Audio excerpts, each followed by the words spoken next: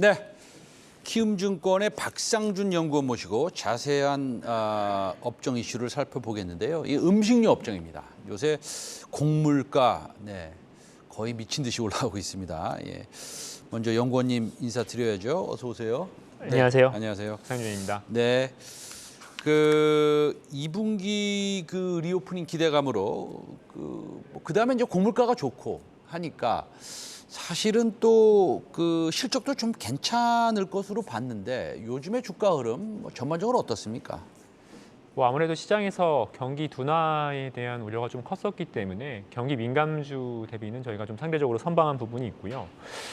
하지만 이제 곡물 가격 상승에 따른 실적은 단기적으로는 좀 원가율 상승 부담이 있습니다. 그래서 지금은 이제 리오프닝 사이클에 맞는 리오프닝 수혜주 이런 쪽이 좀 최근 좀 주가 흐름이 좋았고요. 그 중에서는 뭐 CJ 프레시웨이 같은 회사가 좀 상대적으로 많이 아웃퍼폼을 했고, 최근에 또 중국 쪽에서 또 좀 성과가 좋았던 오리온 이런 회사들이 좀 상대적으로 주가 흐름이 좋았습니다. 오리온은 이제 중국 쪽에서 방역 정책이 진행되는 동안에도 필수품들은 공급이 좀 무난하게 전개되면서 시장의 우려 대비 양호한 월별 실적들을 좀 공시를 해줬고요. 그래서 이 두 회사가 최근에는 좀 상대적으로 강세를 보였고 주가 흐름이 괜찮았다 이렇게 좀 보고 있습니다. 지금 원가가 좀 올라가서 조금 단기적으로 실적이 조금 뭐 애매모호하다 이렇게 좀 말씀하시는 것 같은데 하나 여쭤보고 싶은 거는 그 곡물가 같은 것들이 올라오면 판매가 소비자한테 전이할 수 있는 전가할 수 있는 그런 파워 뭐 쉽습니까 어렵습니까? 사실 보통 원재료 가격이 올라오고 나서는 네. 가격을 전가하는 게 일반적이고요. 네. 통상적으로 원가 상승, 곡물가 상승하고 6개월 정도 이후에 판가 인상으로 전가되는 경향이 강합니다. 이제 한국 같은 경우는 아무래도 이제 곡물이 수입해서 실제 업체들의 원가에 반영되는 데까지는 좀 시차가 있기 때문에 통상 한 6개월 정도 이후에는 가격 인상으로 이어진다 이렇게 보시면 될 것 같습니다. 알겠습니다. 자, 요즘에 음식료를 커버하시고 그쪽에 이제 전문가이심은 이제 우리 시청자 여러분들의 소개 말씀드렸고 저도 알고 있는데 곡물이 사료에 굉장히 많이 들어가잖아요. 그렇습니다. 그러면은 이 사료주들의 이런 움직임이 과거의 움직임 그리고 현재의 움직임이 정당화될 수 있다고 보십니까? 글쎄요, 뭐 제 사료 쪽은 제가 직접 커버를 하고 있지는 않지만 곡물 가격 상승이 발생하면은 초반에는 이제 원재료 가격 상승에 따른 원가율 상승 부담이 나타나는 것이 일반적이고요.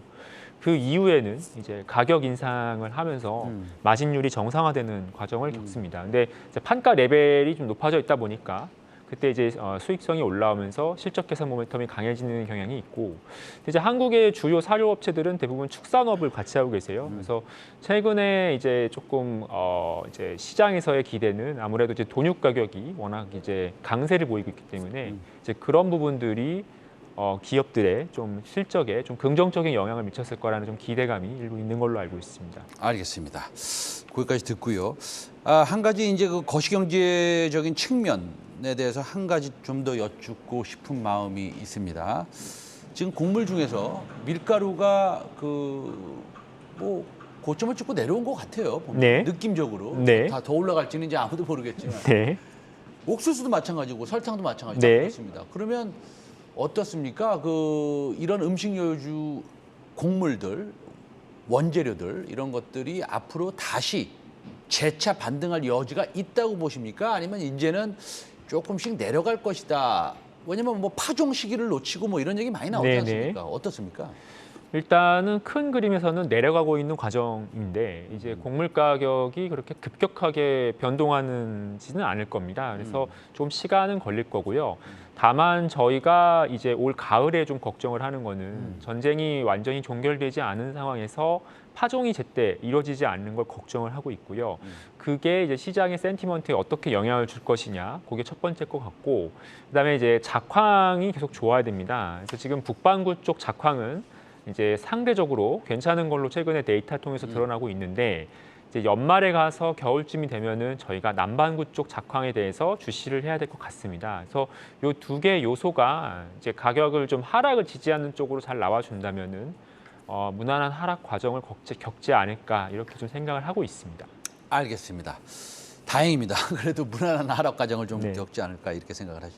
자, 이제 종목별로 조금 얘기를 한번 해보겠는데 그래도 뭐 그 음식료 섹터 중에서 그냥 하나 딱 눈 감고 고르라면 그냥 CJ 제일제당에 대해서 그렇게 얘기를 안 할 수 없지 않습니까? 제일 큰 회사니까요. 예. 네. 그다음에 그 라이신인가요? 네. 뭐 그것도 좀 중요하지 않습니까? 네. 예. 그래서 어쨌든 전반적으로 중요한 점이 많은데 CJ 제일제당 전반적으로 실적 역기조 우려를 극복할 수 있다 이렇게 코멘트를 하신 것 같은데 네. 리포트에 네. 어떻습니까?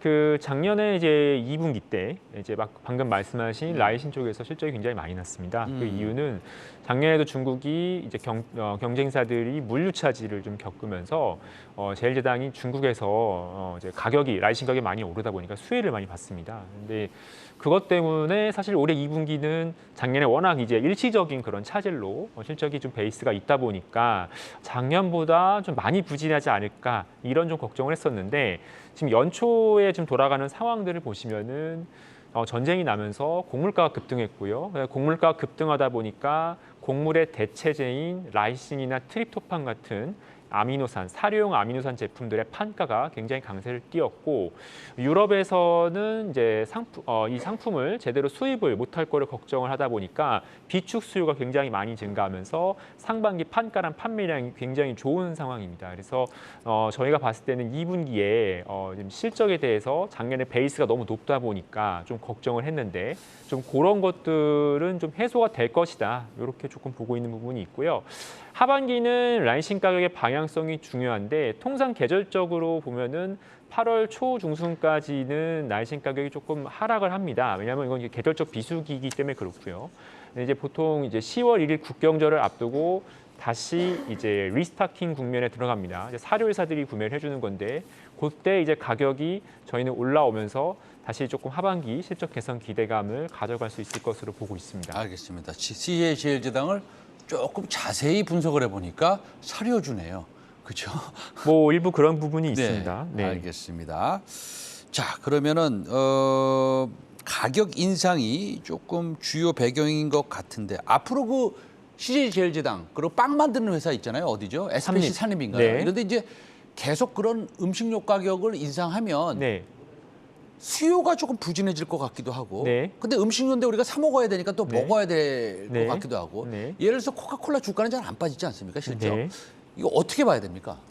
일단은 이제 가격을 올리면은 수요가 어떻게 될 거냐라고 본다면은 저희가 이제 보통 국내 코스피에 상장되어 있는 대부분의 음식료 회사들은 가공식품 회사입니다. 그래서 가공식품은 대체로 단가가 싸고 필수 소비재 성향이 강하기 때문에 가격 인상을 해도 소비재 저항이 크지 않고 수요가 크게 감소하지 않습니다. 그래서 뭐 저희는 뭐 경기나 가격의 변화에 따른 어떤 수요의 변화는 이제 크게 걱정을 하고 있지는 않고요.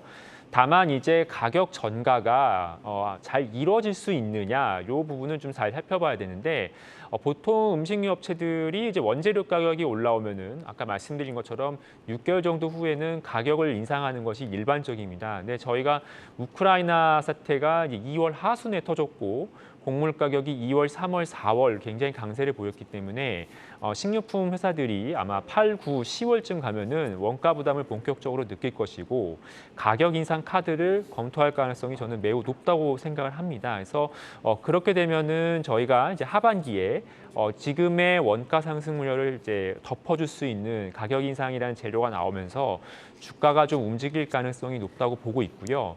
그런 관점에서 맞춰서 투자 전략을 좀 세울 필요가 있다 이렇게 생각을 하고 있습니다.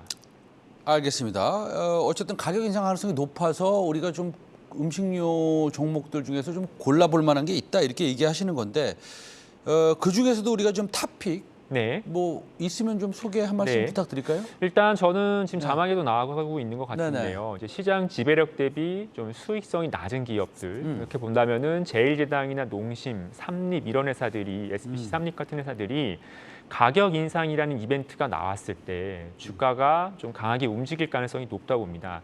지금 이제 보여드린 종목들은 사실 다 개별 카테고리에서 시장 점유율 1위를 하고 있는 회사들이고 국내 법인 영업이익률이 사실 다른 1등 기업 대비는 조금 낮은 편입니다. 이제 뭐 투자가 많아서 그런 회사도 있고 원가 부담이 있어서 그런 회사들도 있는데요. 그러다 보니까 이제 가격 인상을 해서 수익성 회복을 시도할 때 그만큼 수익성이 움직이는 폭이 커질 가능성이 높고 이에 따른 이익 성장률이 좀 많이 나올 가능성이 높다고 보고 있습니다. 그래서 3개 종목을 말씀을 드렸고 제일제당은 근데 이제 앞에 말씀드린 것처럼 그 바이오 업황하고 좀 같이 보셔야 될 것 같고요. 농심하고 삼립은 이제 각각 라면과 빵의 가격 인상이 중요하기 때문에 저희는 3분기 후반쯤부터 좀 가격 인상과 함께 실적 개선 기대감이 강해질 것으로 좀 기대를 하고 있습니다. 네, 가격 인상을 통해서 실적 기대가 좀 있다라고 말씀하시는 종목들 중에서 그 중에서 좀 골라보면 CJ제일제당, 농심, SPC 삼립. 왜냐하면 개별 카테고리에서 마켓시어를 1등하고 있는 회사다. 이렇게 말씀하셨는데 타이밍을 굳이 우리 뭐 타이밍을 제가 딱 찍어달라는 말씀은 아니고요. 그건 네. 민망한 질문이니까. 네. 그래도 보면은 좀 기다렸다가 하반기 되기 전에 조금 네. 좀 더 관심을 기울이는 게 좋겠습니까? 뭐 사실 이제 내일부터 하반기라서 그렇죠. 네. 저희가 이제 2분기 실적 시즌이 이제 8월 달에 보통 네. 저희가 진행을 하고요. 네네. 뭐 지금 7월 달부터 아마 이제 2분기 실적 프리뷰들이 나오면서 전반적으로 이제 실적 기대치에 대한 조정들이 있을 것 같습니다. 근데 이제 그 내용들은 대부분 식품 회사들은 지금 원가율 상승 우려를 걱정을 하고 있거든요. 사실 네. 앞에서 좀 자세히 말씀드린 제일제당의 바이오 사업은 사실 곡물가가 오르면 좋은 비즈니스이기 때문에 상대적으로 실적이 괜찮지만 이 식품 사업, 전통적인 식품 사업, 뭐 라면 비즈니스 이런 쪽은 지금 원가율 상승 부담이 굉장히 큰 편입니다. 그래서 이것 때문에 사실 2분기 실적이 사실 기대치에 못 미치거나 혹은 부진한 회사들이 나올 수 있는데요. 저희는 이제 그런 거에 대한 우려가 심할 때가 어떻게 보면 주식을 좀 싸게 살 수 있는 기회라고 보고 있고 단기에 곡물 시황이 급변해서 폭락을 하는 사이클이 아니라면은 하반기 내에 무난한 가격 인상 사이클이 있지 않을까 이렇게 기대를 하고 있습니다. 알겠습니다. 좋은 말씀입니다. 그러니까 2분기 실적이 시장의 컨센서스는 조금 원가가 많이 올라와서 조금 실적이 부진할 수도 있으니 조금 기다렸다가 좋은 기회가 분명히 올 것이다. 뭐 이렇게 말씀하시는 겁니다. 네. 예. 자, 키움증권의 박상준 연구원, 예, 음식료 섹터의 애널리스트십니다. 오늘 모시고 CJ제일제당, SPC 삼립, 농심에 대해서도 알아봤고요. 특히 CJ제일제당의 라이신 비즈니스에 대해서도 우리가 좀 분석해봤습니다. 오늘 말씀 감사합니다. 네, 예. 감사합니다.